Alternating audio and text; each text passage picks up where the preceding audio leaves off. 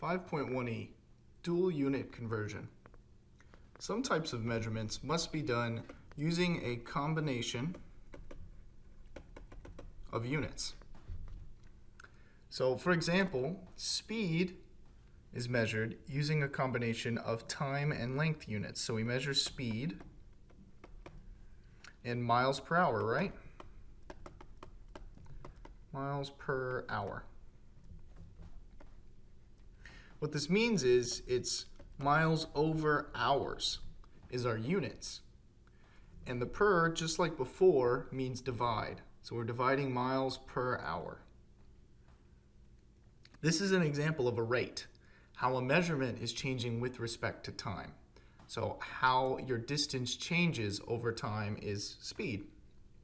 To convert between rates, we convert each unit one at a time. So let's go ahead and convert 10 miles per hour into feet per second. So there are two steps. Step one, we convert miles to feet.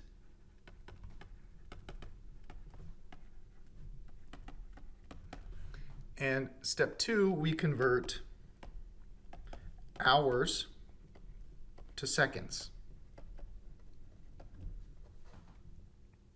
So let's go through what this looks like.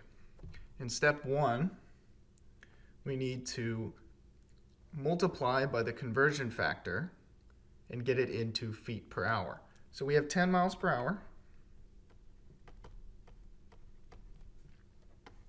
And we need to set up a proportion like before so that we cancel out miles and replace it with feet.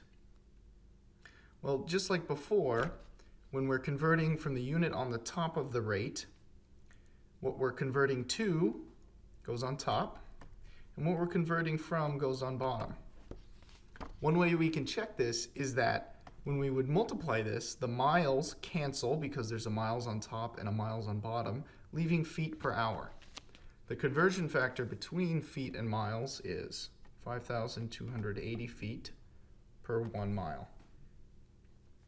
So now, all we have to do is we cancel the miles, multiply straight across, and we have 52,800 feet per hour. So that's step one. We convert it to feet per hour. But we don't want feet per hour, we want feet per second. So we now need to convert from hours to seconds. So we have our measurement, 52800 feet per hour. Now here's where it gets a little different from the last conversion. When we set up our converting proportion, we want to cancel hours. So the thing that's being changed is now on top. The important thing to notice though is that it's canceling the hours because we really want to convert to seconds. So you see that the hours on top and the bottom would cancel and there would be a seconds left on the bottom. So now we write in our conversion factor, which is 1 hour to 3,600 seconds. So now computing this, we have 52800 over 3600 feet per second. And this is about, if we do the division, punch this into our calculator, this is 14.6 repeating feet per second.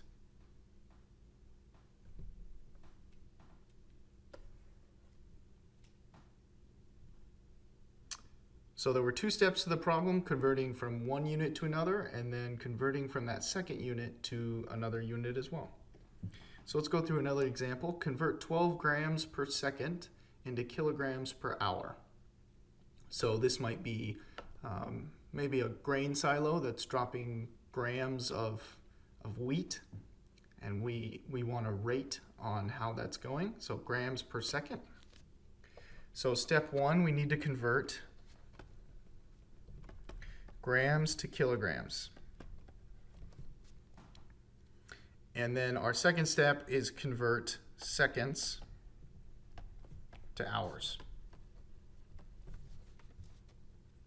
So let's go ahead and do step one. We have 12 grams per second. So we want to set up a proportion again, just like before. And what we want to cancel is the grams. So to make grams cancel, it goes on the bottom. And what we're converting to is kilograms, so that goes on top. Now we write the conversion factor. There's 1 kilogram and 1,000 grams. And we multiply straight across. So this becomes 12 over 1,000. The grams cancel, and we have kilograms per second, which is 0.012 kilograms per second. If we do the division, punch it into a calculator. But we're not done, because we're still in seconds and we want to be in kilograms per hour. So now we have to convert from seconds to hours. So 0.012, we take our measurement from before, kilograms per second, and we have to set up a conversion factor, a proportion to multiply by. Well, I want seconds to cancel because that's what I am converting from. So seconds will be on top. Now what I'm converting to is hours, so that goes on bottom because it's not what's canceling with the seconds. And I write the conversion factor. For every 1 hour, there are 3,600 seconds. You can get that from the conversion chart. And I just multiply straight across. So 0.012 times 3,600, that seconds cancel, and I'm left with 0.012 times 3,600 kilograms per hour. And if I punch this into a calculator, I end up with 43.2 kilograms per hour as my answer.